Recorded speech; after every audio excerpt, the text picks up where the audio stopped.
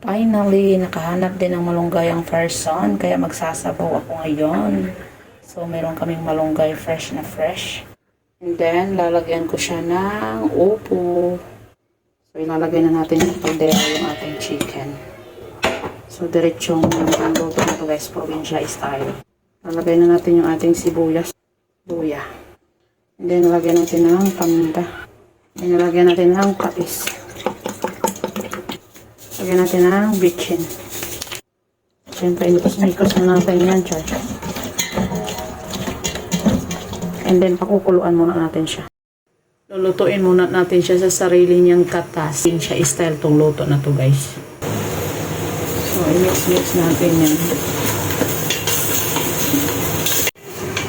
Palalabasin muna natin yung kanyang kaluluwa bago natin lagyan ng water. Lalagyan natin ng chicken cubes. Karamay ng mga nanay siya. So, mag-add na tayo ng water. Siyempre, imikos-mikos na natin yan. Siyempre, takpan natin. Siyempre, buksan daan. Grabing inita, char. O, diba? Nagkulo-kulo na. Butang na nato ng upo at siling haba. And then, pakukuluin muna natin siya.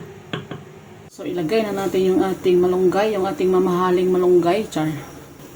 Then, ikalat natin yan. So, mamaya na natin siya i-mix. Pakpa natin yung ng mahiwagang takip. See?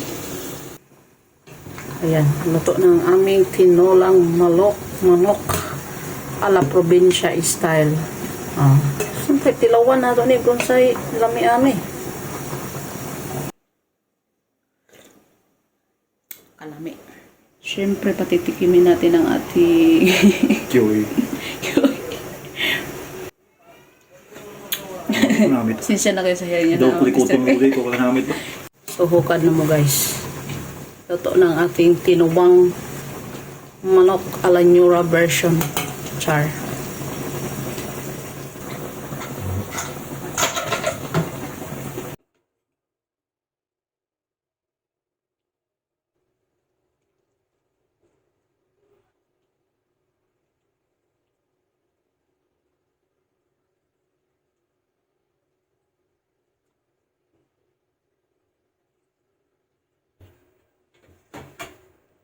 So that's it guys. Thank you for watching. See you on my next video. Let's eat.